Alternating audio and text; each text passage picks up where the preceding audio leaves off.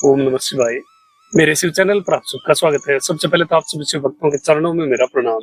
बात करते हैं आपके प्रश्नों के बारे में। अब मैंने एक वीडियो में कहा था कि इस वीडियो के कमेंट में जो शिव भक्त प्रश्न पूछेंगे उन सब के प्रश्नों के उत्तर मैं एक अलग से वीडियो बना करके दूंगा। तो इस वीडियो में हम बात करने वाले हैं उन प्रश्नों के बारे में। तो सबसे पहला प्रश्न हम पिक कर Ashok mayor advocate and notary एक आईडी है, इन्होंने कमेंट किया है। नमः शिवाय। मेरे घर में नर्मदेश्वर शिवलिंग है और डेली पूजा अर्चना और आरती करता हूँ और उसका बिल्व पत्र और पुष्प चढ़ा के उसके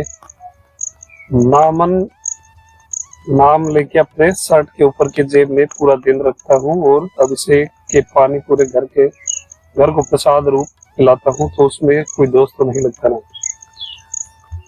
देखिए, ये चीज आपने कहीं से सुनी है कि ऊपर के जेब में उस बिल्व पत्र को रखना चाहिए। अच्छी बात है। ऊर्जा को अगर आप महसूस करना चाहते हैं तो लिंगम पर चढ़ा हुआ देखिए जो होता है, आप इस चैनल से पहले से जुड़े हैं तो आप जानते होंगे, चंडिकेश्वर जी का अधिकार होता है। यदि आप शिव भक्त हैं, शिव को ही अपना सर्वस्व मानते हैं और आपके घर में नर्मदेश्वर है, अर्थात आप इसको ग्रहण करने के अधिकारी हैं। दूसरी बात, यदि आप उसको ऊर्जा को महसूस करने के लिए अगर आप उसको ऊपर वाली जेब में रख रहे हैं तो ये बंद कर दीजिए, क्योंकि ऊर्जा आपको किसी वस्तुओं में संग्रहित करके नहीं फील करनी है, आपको अपने अंदर महसूस करनी चाहिए। तो प्रयास करिए लिंगम से आप डायरेक्ट कनेक्ट हुए, ना कि किन्हीं अन्य वस्तुओं के द्वारा। मान लीजिए आपने पुष्प ले लिया, किंतु एक दिन बाद 2 दिन बाद वो पुष्प मुरझा जाएगा, किंतु जब तक प्राण है आप प्रयास करिए कि आपकी ऊर्जा लिंगम की ऊर्जा से कनेक्ट रहे। आपके घर में जो स्वामी विद्यमान है उन स्वामी से आपका सीधा संपर्क हो। तो इसके लिए आप चीजों को जेब में रखना बंद करिए और डायरेक्ट स्वामी से प्रतिक्षण आप ऊर्जा से कनेक्ट रहिए। इसका तरीका ये है कि पूरा दिन आप शिव के बारे में चिंतन करिए, तो फिर इन वस्तुओं की आपको आवश्यकता नहीं पड़ेगी। जब यदि आप एडवोकेट है या फिर जो भी आपका प्रोफेशन है, वो कार्य करते हुए भी आप पूरा दिन अपनी जगह पर, अपने कार्यालय में, जहां पर भी आप है, जब भी आपको समय मिले, जब भी आप खाली बैठे हो, तो शिव चिंतन, उनकी लीलाएं, उनके बारे में, उनके स्तोत्र, उनके अरुणाचल स्वरूप या अन्य स्वरूप जो भी आपके मन में है उन सब के बारे में चिंतन करना चाहिए।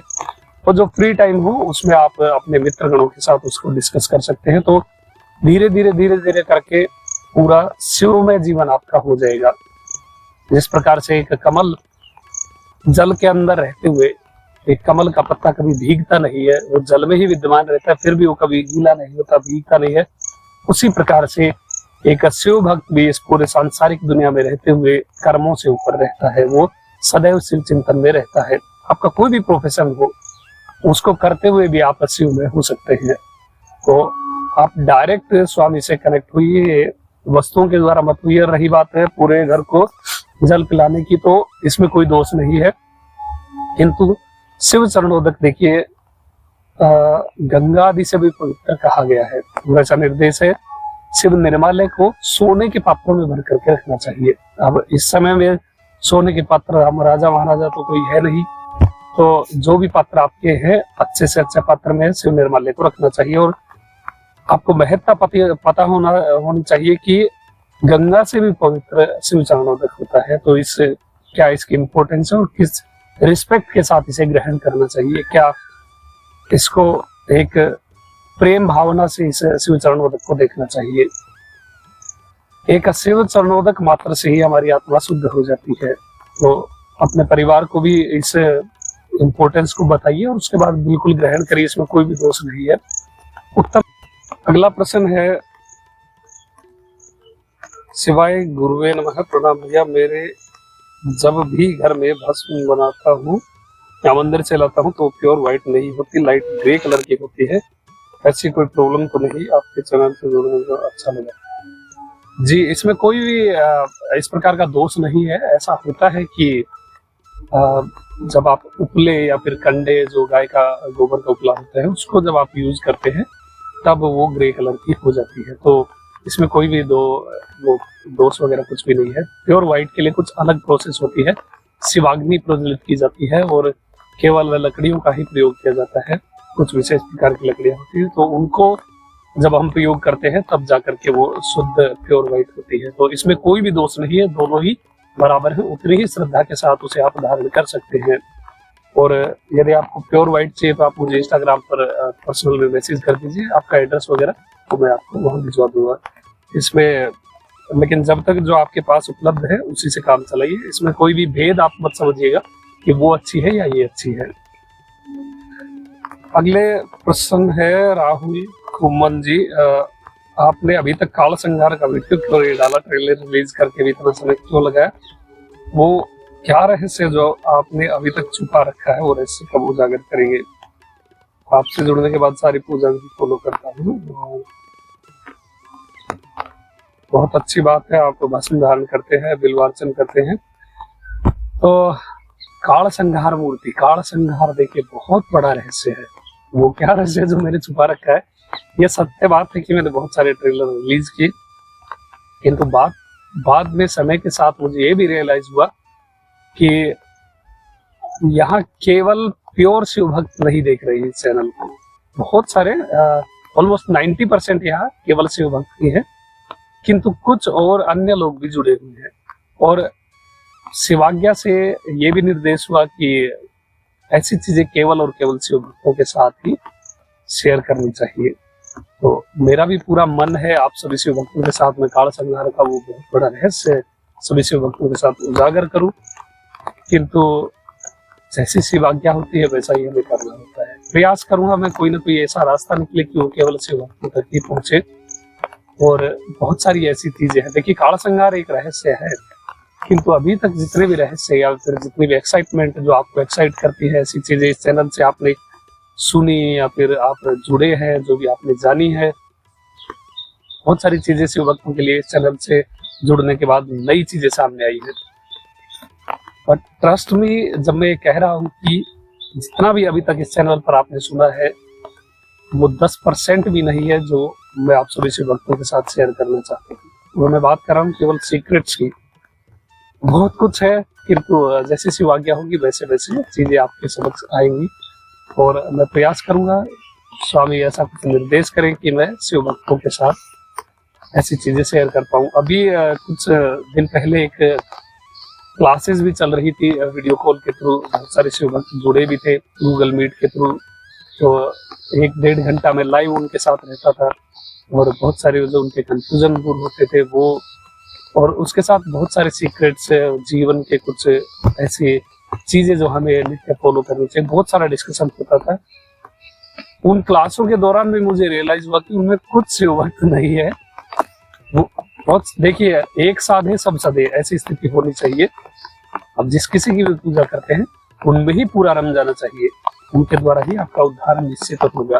कौन छोटा है, कौन बड़ा है, कौन क्या करता है, इसका ये इतना पावरफुल मंत्र है, उसका वो इतना पावरफुल स्तोत्र है, ये ऐसी चीजें कर करके आदमी घूमता रहता है, वो कहीं का नहीं रहता। तो जिस किसी में भी आपका हृदय है उसी में ही लगे रहिए और अपने जीवन को सफल बनाना चाहिए। तो इसलिए मैं ये चीजें केवल और केवल शिव भक्तों के साथ ही फॉलो करना चाहता हूँ, ताकि अन्य लोग भी जो अन्य की भक्ति कर रहे हैं वो कभी कंफ्यूज ना हो और ऐसा ना सोचे कि हमारे आराध्य कमजोर है या क्या है, इस प्रकार की कोई भावना मन में नहीं आनी चाहिए।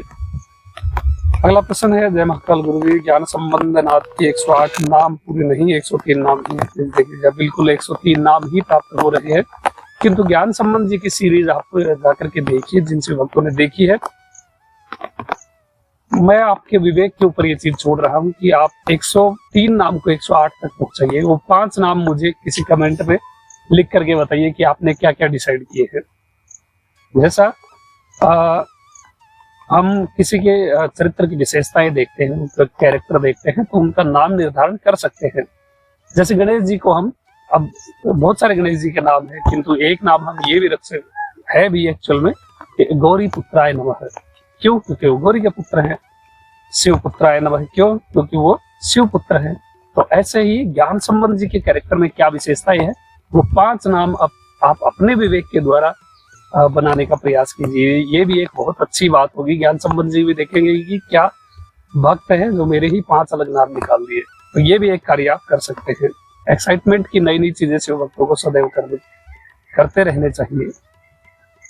अगला प्रश्न देखते हैं, अरुणाचल सिंह, नमः शिवाय। सबसे पहले बहुत धन्यवाद कि आपने वीडियो बनाना शुरू किया। देसी दूध यहाँ इम्पॉसिबल है, तो जर्सी काऊ का दूध चढ़ा सकते हैं? बिल्कुल नहीं चढ़ा सकते। जो उपलब्ध है जल है, तो जल से ही उतनी श्रद्धा भाव से आप करिए। नहीं प्राप्त है तो कोई बात नहीं, गलत चीजें नहीं चढ़ा दी। जैसे कोई स्पेशल डे आप कुछ पूजा भोग अभिषेक करने को कहते हैं और किसी कारणवश हम उस दिन ना कर पाए, तो क्या नेक्स्ट डे या मंडे को वैसे ही जैसे बताए उसे कर सकते हैं? बिल्कुल कर सकते हैं, अगले दिन या फिर किसी मंडे को भी आप कर सकते हैं। बारिश भी शुरू हो गई है, तो जब कब भी आपको समय मिले तब आप वैसी पूजा कर सकते हैं, उन वीडियोस को छोड़ करके जिनमें मैं केवल ये बताऊं कि ये पूजा केवल इसी दिन के लिए है। जैसा ऐसी बात किसी वीडियो में नहीं बोली है, तो फिर ये पूजा आप किसी भी दिन कर सकते हैं। किसी वीडियो में मैंने ऐसा बोला है कि ये केवल इसी दिन के लिए, तो उसे केवल उसी दिन परफॉर्म करना चाहिए। अगला क्वेश्चन है, प्लीज इस सावन ज्यादा से ज्यादा ऐसे इम्पोर्टेंट डेज के इम्पोर्टेंट पूजा विधि लेके आइए। बिल्कुल निरंतर ही ऐसे वीडियो आ रहे हैं और आते रहेंगे। सदैव शिव उत्सव की तैयारी में आप जुटे रहिए, बहुत सारी नई नई चीजें आती रहेंगी। अगला क्वेश्चन है, बिल्व पेड़ के नीचे पूजा के बारे में बताइए। बिल्व वृक्ष के बारे में और उनकी पूजा विधि के बारे में, बिल्व के मंत्रों के बारे में, बिल्व महाबिल्व के मंत्रों के बारे में मैंने बहुत सारी वीडियोस पहले बना रखी है। आप इस चैनल के प्लेलिस्ट में जाइए, वहां बिल्व करके एक प्लेलिस्ट आपको मिल जाएगी, वहां जाकर के आप वीडियो देख सकते हैं, उसमें सारी चीजें मैंने बता रखी है। तो अगला क्वेश्चन है, कुसुम यादव जी, भाई क्या 27 दीपक सुबह में जलाने हैं शाम को?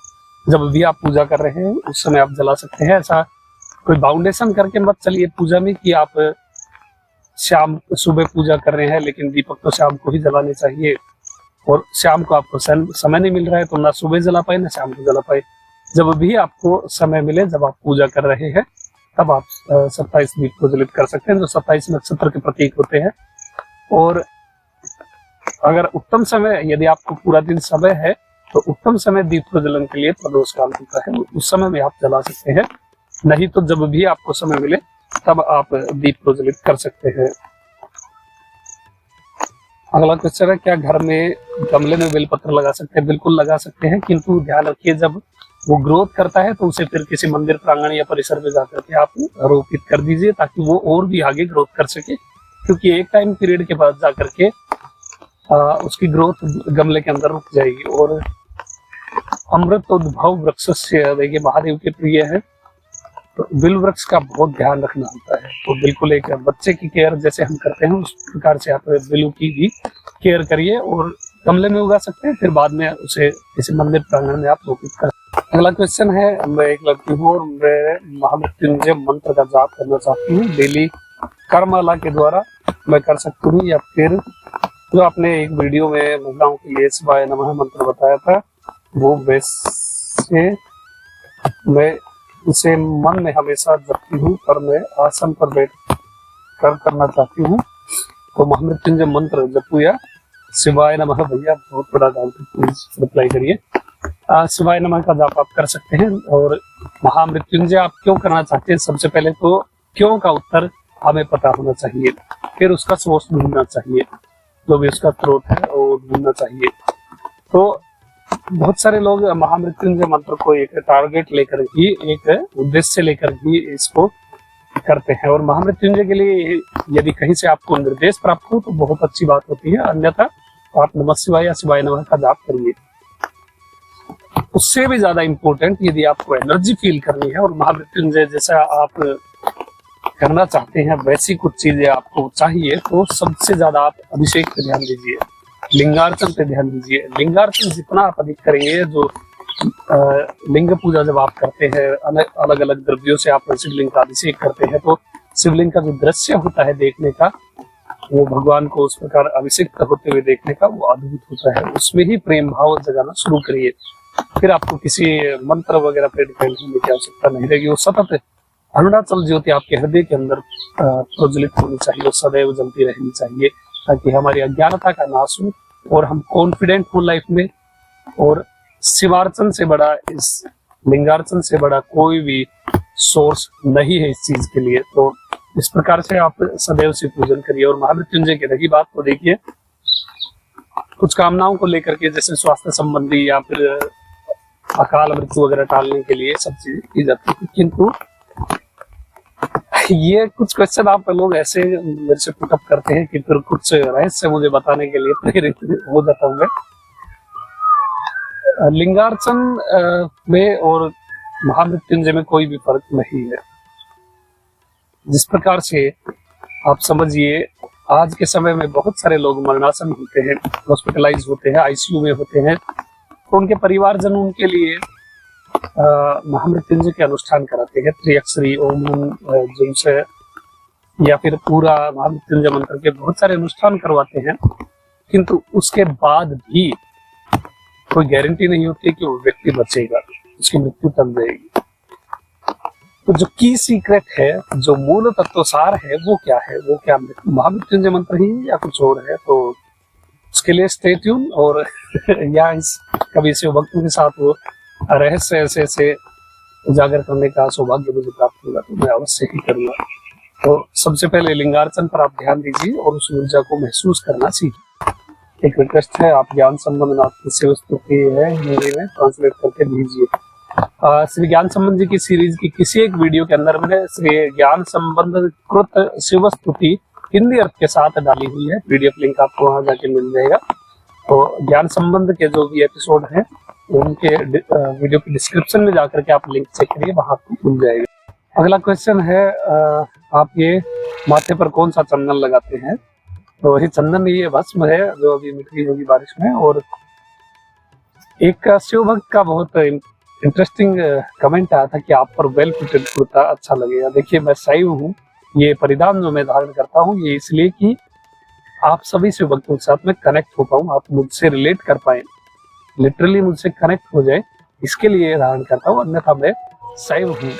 तो अब बहुत समय हो गया है चैनल पर इस प्रकार आते हुए, अब इसको चेंज करने का समय है। आप मुझे कमेंट में बताइए क्या मुझे आप एक्चुअल जो मैं हूँ उस शैव परिधान में देखना चाहते हैं या फिर इसी प्रकार से कंटिन्यू रखें। अगला क्वेश्चन है, मानसिक विकारों और वासना के लिए उपाय बताइए। मानसिक विकारों और वासना पर विजय कैसे हासिल करें? मानसिक विकार और मानसिक वासनाएं ये एक जन्म का खेल नहीं है, जन्म जन्मांतर का एक प्रोसेस है, प्रक्रिया है जिसको हम फॉलो करते आ रहे हैं। और वासनाओं के ढेर, वासनाओं के पहाड़ हमारे साथ चल रहे हैं, वो ऐसे नहीं मिटने वाले हैं। इसका एक तरीका आप ट्राई कर सकते हैं, सेल्फ रियलाइजेशन, आत्मबोध जो व्यक्ति को होता है, मैं कौन हूँ और मैं क्या कर रहा हूँ, मैं क्या बोल रहा हूँ। जब ये चीजें आपको पता चलेंगी तब आप इन सब चीजों को नोटिस कर पाएंगे, जिससे फिर इनको इग्नोर किया जा सकता है, इनको थोड़े समय के लिए टाला जा सकता है। और प्रैक्टिस मेक्स परफेक्ट, तो धीरे धीरे आप ट्राई करेंगे तो हो जाएगा। एक चीज करके देखिए, नित्य एक दिन का एक प्रकार चूज करिए। जैसा पहले दिन क्रोध कर लिया, क्रोध चूज कर लिया, क्रोध को पकड़िए कि ऐसा शिव संकल्प करिए लिंगम के समक्ष बैठ करके कि मैं आज कोई भी क्रोध का कार्य नहीं करूंगा, कोई क्रोध का वाक्य नहीं बोलूंगा, अपने हृदय में भी क्रोध की भावना नहीं आने दूंगा। जब ऐसा करके आप घर से निकलेंगे, दिन की शुरुआत करेंगे, यकीन मानिए आप नोटिस करेंगे ये चीज कि पूरी दुनिया आपको क्रोध दिलाने के ऊपर तुली हुई है। वो लोग ऐसे सेंटेंस बोल रहे हैं, वो ऐसी बातें बोल रहे हैं, वो ऐसा काम कर रहे हैं कि आपको बहुत गुस्सा आएगा। ऐसा वो कारण बनते हैं। क्यों? क्योंकि जब आप उठने का प्रयास करते हैं तो पूरी दुनिया आपको दबाने के लिए तैयार हो जाती है। और जब हमें भी रियलाइज होता है कि हम चलो एक दिन में हमको पता चला कि हम कितनी गलत चीजें कर रहे हैं, तो अब तक हम कितना क्या करते आए हैं। धीरे धीरे आपको पता चलने लग जाएगा। कोई भी सेंटेंस आप बोलने वाले होंगे, कोई भी विचार आपके मन में आएगा तो आपको पता चल जाएगा कि किस विकार से ग्रसित विचार मेरे मन में आ रहा है, तो इसे मुझे फॉलो करना चाहिए या नहीं करना चाहिए। ये चीज आप कर सकते हैं। अगले दिन फिर आप प्रयास करिए कि मैं आज किसी से ईर्ष्या नहीं करूंगा। किसी के पास कुछ है तो ऐसा मन में चल, अरे काश ये मेरे पास होता है, इसके पास क्यों है, ऐसी भावना बिल्कुल भी मन में नहीं आनी चाहिए। एक एक दिन एक एक विकार पकड़ करके आप प्रोसेस शुरू। अगला क्वेश्चन है, भगवान के विग्रह का 3 टाइम मॉर्निंग, नून, इवनिंग या नाइट में अभिषेक कर सकते हैं? शिवलिंग का अभिषेक 3 टाइम कर सकते हैं या नहीं? घर में शिवलिंग में चढ़ा हुआ जल और निर्माल्य का क्या करें? क्या श्री रुद्रम, नमकम और चमकम का पाठ कर सकता हूँ या इसके लिए दीक्षा अनिवार्य है? सबसे पहले बात करूं तो मैं केवल लिंगम के बारे में यहाँ बता सकता हूँ। भगवान के विग्रह, फिर आपने शिवलिंग अलग पूछा है। शिवलिंग का अभिषेक आप 3 समय क्या 5 समय भी कर सकते हैं। आप तो पूरा 24 घंटे करते रहिए, कोई भी इसमें दोष नहीं है। हर समय शिव पूजा का हर समय अलग पुण्य प्राप्त होता है। जैसा सुबह का पुण्य अलग होता है, दोपहर का अलग होता है, संध्या काल का अलग होता है, रात्रि का अलग होता है। तो आप निरंतर अभिषेक कर सकते हैं, लिंगार्चन कर सकते हैं, इसमें कोई भी दोष नहीं होता है, ये प्रमाण के साथ होता है। और रही बात शिव निर्माल्य का, क्या करें तो आप किसी वृक्ष के जड़ में उसे छोड़ सकते हैं, या फिर आपके पास आसपास में कोई कुआं या फिर कूप वगैरह हो तो उसमें भी आप शिव निर्माल्य छोड़ सकते हैं। और इस प्रकार से आप शिव पूजन में कभी भी कंफ्यूज नहीं होना चाहिए, किसी भी समय आप लिंगार्चन कर सकते हैं। ऐसे स्थान में जाकर के लिंगार्चन ना करें कि किसी ने संध्या काल में शिवालय में जाकर के आप जा रहे हैं शाम के समय में और किसी भक्त ने आके वहां श्रृंगार किया हुआ है, अब आप तो प्रमाण के साथ आ गए कि आप लिंगार्चन कर सकते हैं और आपने पूरे श्रृंगार की ऐसी तैसी कर दी। ऐसा नहीं करना चाहिए। घर में शिवलिंग रखिए और घर में आप कितनी बार ही श्रृंगार करिए, कितनी बार ही अभिषेक करिए। किसी अन्य भक्त की भावना आहत हमारी ओर से नहीं होनी चाहिए। तो ये ध्यान रखते हुए आप शिवार्चन अभिषेक किसी भी समय कर सकते हैं। अगला क्वेश्चन था आपका, रुद्रम नमकम और चमकम के पाठ के लिए दीक्षा आवश्यक है। दीक्षा हो तो बहुत अच्छी बात है, नहीं है तो आप इसकी प्रैक्टिस करिए, किस प्रकार से उसको चैंट किया जाता है, किस प्रकार से बोला जाता है। YouTube वगैरह पे आपको बहुत सारे वीडियो मिल जाएंगे, उससे सीख के प्रैक्टिस करिए, फिर उसके बाद धीरे धीरे आप इसे भगवान के समक्ष बैठ करके गा सकते हैं। इसमें कोई भी अच्छी बात नहीं है। दीक्षा प्राप्त हो जाए तो बहुत अच्छी बात होती है, किंतु दीक्षा गुरु केवल मंत्र दीक्षा देते हैं, वो आपको रुद्रम नहीं बैठ के सिखाएंगे, वो आपको मंत्र दीक्षा देंगे या फिर शिवलिंग पूजा की दीक्षा देंगे। वो रुद्रम का चैंट कैसे करते हैं उसके लिए अलग गुरु आपको पकड़ने होंगे। घर में शिवलिंग स्थापित करने और पूजा विधि के बारे में मार्गदर्शन करें। घर में शिवलिंग स्थापित कर सकते हैं, नर्मदेश्वर लिंगम आप स्थापित कर सकते हैं और सप्तिक लिंगम भी आप स्थापित कर सकते हैं, या फिर पारद का लिंगम भी आप स्थापित कर सकते हैं। इसमें कोई स्थापना विधि की आवश्यकता नहीं है। सीधा लिंगम को घर लाइए और घर के द्वार पर एक थाली तैयार रखिए जिसमें पुष्प होंगे, दीप प्रज्वलित रहेगा और धूप प्रज्वलित रहेगी, और उसमें शिवलिंग को रख करके अपने पूजा स्थान तक लेकर के आइए मंगल वाद्य बजाते हुए, और भगवान को श्री विग्रह को आप मंदिर में स्थापित कर लीजिए। जब पहला अभिषेक शिवलिंग का आप करेंगे तो वो हल्दी मिश्रित जल से होगा, जो सबसे पहला अभिषेक होगा। जब भी स्वामी आपके घर आएंगे तो उनका जो पहला अभिषेक होगा वो हल्दी मिश्रित जल से होगा। इसके बाद कभी भी आपको हल्दी मिश्रित जल से अभिषेक नहीं करना है। वो हल्दी मिश्रित जल से अभिषेक इसलिए होता है कि जहाँ से स्वामी आए हैं, किसके हाथ लगे थे, किसके नहीं आए लगे थे, उन सब चीजों को क्लियर करने के लिए और आपकी ऊर्जा स्वामी की ऊर्जा के साथ कनेक्ट हो पाए, इसके लिए हल्दी मिश्रित जल का केवल एक बार अभिषेक किया जाता है। उसके बाद आवश्यकता नहीं होती है। फिर नॉर्मल जो भी द्रव्य है आपके, उनसे आप शिवलिंग का अभिषेक करिए। अगला क्वेश्चन है, Maharudrabhishek on completion with puja to be done, how to end Maharudrabhishek, why to end Maharudrabhishek. इतने जब आपने कर लिए हैं तो और भी करते रहिए। रुद्राभिषेक का क्या एंड करना है। फिर भी आप चाहते हैं कि कोई अनुष्ठान आपका पूर्ण हो जाए तो उसके लिए सबसे बेस्ट है शिव भक्त को अन्नदान वस्त्र दान करना। यदि आपके आसपास में कोई ऐसा शिव भक्त है जो सदैव भस्म धारण करता है, रुद्राक्ष धारण करता है, शिव के ही शरणागत रहता है, केवल शिव ही उसके आराध्य है, ऐसे भक्त को आप घर आने के लिए निवेदन करिए, अच्छे आसन पर बैठाइए, उनके चरण धोइए और उसके बाद आप उन्हें अन्नदान करिए, अच्छा भोजन उन्हें दीजिए और भोजन में खीर अवश्य रखिएगा। उसके बाद उन्हें वस्त्र दान करें और थोड़ी दक्षिणा दे सकते हैं। दक्षिणा के लिए यदि शिव भक्त मना कर दे तो केवल एक बार रिक्वेस्ट करें, उसके बाद भी वो शिव भक्त यदि पैसा लेने के लिए, क्योंकि दक्षिणा में पैसा ही होगा, सीधी सी बात है, यदि वो दक्षिणा के लिए मना कर दे, पैसे के लिए मना कर दे दूसरी बार भी, तो फिर बिल्कुल भी रिक्वेस्ट या फिर उनको ऐसा दोबारा नहीं बोलना है, क्योंकि शिव भक्त पैसे को धूल बराबर अहमियत देता है और ऐसा कोई भी व्यवहार हमें शिव भक्त के समक्ष नहीं करना चाहिए जिससे उसे लगे कि उसकी भावनाएं आहत हो रही है। तो पैसे के लिए कभी भी फोर्स मत करना शिव भक्त को, बाकी आप अन्नदान वस्त्रदान वगैरह कर सकते हैं। और ऐसी भावना उस समय रखनी चाहिए कि साक्षात शिव ही हमारे समक्ष बैठे हैं, क्योंकि शिव भक्त में और शिव में कोई भी भेद नहीं कहा गया है। मान लीजिए आप कोई धोती उस भक्त को दान करने वाले थे, शिव भक्त को जब आप दान करते हैं तो धोती के अंदर वो कितने रेशों से बनी होती है, हजारों रेशों से बनी होती है, लाखों रेशों से बनी होती है वो धोती। एक रेशे से एक उसमें कितने रेशे होंगे, उतने रेशे को आप 1000 से गुना कर लीजिए। उतने वर्षों तक शिवलोक की प्राप्ति एक भक्त को होती है। यदि किसी सच्चे शिव भक्त को वस्त्र दान किया जाता है तो शिव भक्त को दान की महिमा तो अनंत कोटि है, अनंत कोटि है। और शिव भक्त को दान मतलब शिव भक्त को आपने कुछ दान किया है और उन्होंने स्वीकार कर लिया ना, तो ऐसा आप समझ लीजिए कि शिव ने स्वीकार कर लिया, गारंटेड शिव ने स्वीकार कर लिया है। क्योंकि लिंगम पर हम चीजें अर्पित करते हैं, वो हमारे समक्ष नहीं होती, किंतु हमारे समक्ष साक्षात शिव स्वरूप शिव भक्त खड़े हैं, उन्होंने ले लिया, अर्थात शिव ने ही ले लिया है। ऐसी भावना करके आप शिव भक्त को दान कर सकते हैं और अपना अनुष्ठान पूर्ण कर सकते हैं। बस श्रद्धा भाव का आप प्रचुरता रखिएगा। शिव भक्त जब आपके समक्ष आए तो भस्म क्या है और कहाँ मिलती है, प्लीज बताइए। भस्म क्या है, कहाँ मिलती है, कैसे बनाते हैं, इसके बारे में वीडियो मैंने पहले बना रखा है। यहाँ आई बटन पर या फिर इस वीडियो के डिस्क्रिप्शन में आपको लिंक मिल जाएगा, वहां जाकर के आप देख सकते हैं, पूरी डिटेल है वहाँ पर। अगला क्वेश्चन है, अरुणाचल से शिव जब से इस चैनल से जुड़े तब से पूजा में बहुत आनंद आ रहा है, आपका धन्यवाद। शिवलिंग पर सिंदूर नहीं चढ़ा जाता तो माता को, देवी देवताओं को शिवलिंग पर क्या चढ़ाए? अभी तो फिलहाल हम कुमकुम चढ़ाए। कुमकुम ही बेस्ट होता है माता के लिए भी और शिव के लिए भी। शिवलिंग पर कुमकुम अर्पित कर सकते हैं, सिंदूर नहीं कर सकते हैं।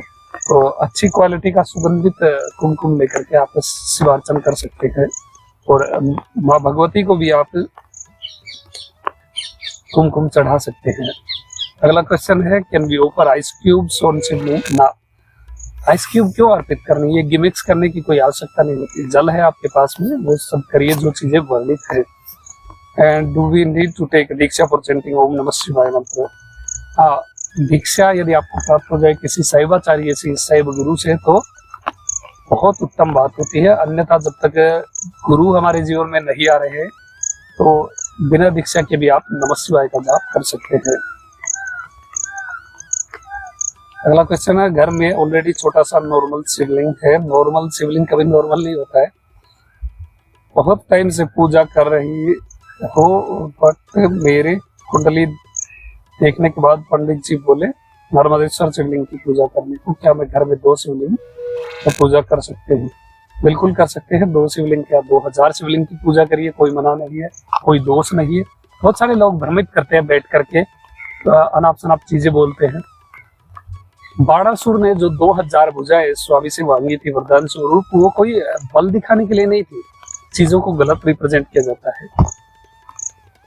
वो 2000 भुजाएं इसलिए थी कि 1000 भुजाओं में बाणासुर 1000 शिवलिंग रखते थे और दूसरी 1000 भुजाओं से उनका अभिषेक करते थे, निरंतर सहस्त्र अभिषेक करते थे। तो आप कितने भी शिवलिंग की पूजा, जो भी आपके मन में है उतने शिवलिंग की पूजा कर सकते हैं। मैं खुद बहुत सारे शिवलिंगों की अलग अलग प्रकार के शिवलिंगों की पूजा करता रहता हूँ। तो ऐसा कोई भी है दोष नहीं है, 2 रखे, 3 रखे, 4 रखे, जितने लिंगम आप रखना चाहते हैं उतना रख सकते हैं, उनकी पूजा कर सकते हैं। और बहुत सारे ऐसे शिव भक्त हैं जो अनेक प्रकार के अनेक लिंगम रखते हैं। जो दीक्षित हैं, जो शिव मंत्रों से दीक्षित है, वो भी बहुत सारे शिवलिंग रखते हैं। एक अलग शिवलिंग रहता है जिसमें हमारा हृदय कनेक्ट रहता है, क्योंकि वो पहला लिंगम होता है। उसके बाद भी दूसरे शिवलिंग ला करके आप शिवलिंग पूजा कर सकते हैं। कोई सुंदर लिंगम आपको दिख गया, मन कर गया, तो स्वामी का उस विग्रह को हम ले सकते हैं और फिर उसकी पूजा कर सकते हैं। अगला क्वेश्चन है कि ये बताएं बेलपत्र कब नहीं तोड़ना चाहिए? जो शिव भक्त नहीं है उनको सारी चीजें देख करके बहुत सारे यूट्यूब पर आपको चीजें मिल जाएंगी, कब तोड़ना चाहिए कब नहीं तोड़ना चाहिए। उनको ये सब चीज फॉलो करने की आवश्यकता होती है, एक शिव भक्त को ये चीज फॉलो करने की आवश्यकता नहीं है।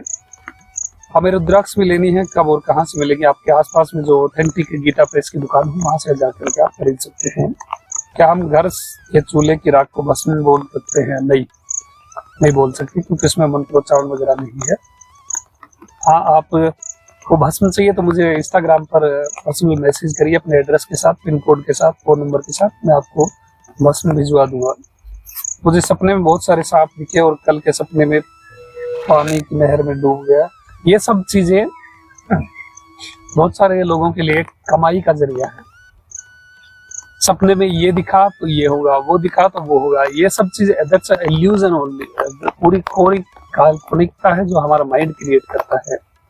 इन सब चीजों पर ध्यान मत दीजिए कि क्या दिखा क्या नहीं दिखा। क्या दिखा इम्पोर्टेंट ये है, हमें क्या दिखा, हमें कुछ भी नहीं दिख रहा है, कुछ भी नहीं दिख रहा है, हमें स्वामी दिखे क्या, तो फिर इन सपनों का हमारे जीवन में कोई महत्व तो नहीं होना चाहिए। अच्छा दिखा तो भी ठीक है, बुरा दिखा तो भी ठीक है, ऐसा माइंड को वहां मत लेकर के जाइए। उतना दिमाग आप शिवार्चन में लगाइए, खुश रहिए, प्रसन्न रहिए। क्या दिखा था क्या नहीं दिखा था इसका ये मतलब होता है अब ये होगा वो होगा, जो स्वामी इच्छा है वही होगा और स्वामी हमारे लिए सबसे बेस्ट है, वही करेंगे। तो निश्चिंत भाव से सदैव सपनों पर ध्यान मत दीजिए। अच्छा दिख रहा है तो भी एक्साइटेड रही कि चलो ये तो ठीक है, कुछ और दिखेगा तो देखेंगे, किंतु स्वामी हमें कब दिखेंगे इस बात पर हमें फोकस करना चाहिए। स्वप्न में नहीं, लाइव कब दिखेंगे, या फिर हमें ही ये शरीर छोड़ करके उन्हें देखना होगा, वो एक अलग बात है। किंतु ऐसा स्वप्न के चक्कर में मत रहिए कि क्या दिखा और क्या नहीं दिखा। ऐसा माइंड खराब करने की कोई भी आवश्यकता आपको खुद नहीं है। अगला क्वेश्चन है, क्या शिवलिंग पर त्रिपुंड बनाने के बाद अंगूठे से तिलक की तरह नीचे से ऊपर की ओर 3 रेखाओं को काटते हुए एक लंबा तिलक करना चाहिए? आवश्यकता नहीं कि त्रिपुंड है। क्या त्रिपुंड में 3 सीधी रेखाएं या धनुषाकार 3 रेखाएं बनाए? सीधी बनाइए। क्या शिवलिंग पर त्रिपुंड के मध्य कुमकुम, रोली, सिंदूर, कुमकुम का तिलक कर सकते हैं यदि चाहें तो, अन्यथा कोई आवश्यकता नहीं है। क्या शिवलिंग पर कुमकुम चढ़ाना वर्जित है? कुमकुम, रोली, सिंदूर चढ़ाना वर्जित है। कुछ मंदिर के कुछ भक्त शिवलिंग पर कुमकुम, रोली, लाल सिंदूर मना करते हैं। लाल सिंदूर वगैरह मना का है, किंतु कुमकुम चढ़ा सकते हैं। कुमकुम तो वर्णित है, कुमकुम का पुण्य भी अधिक होता है शिवलिंग पर चढ़ाने का।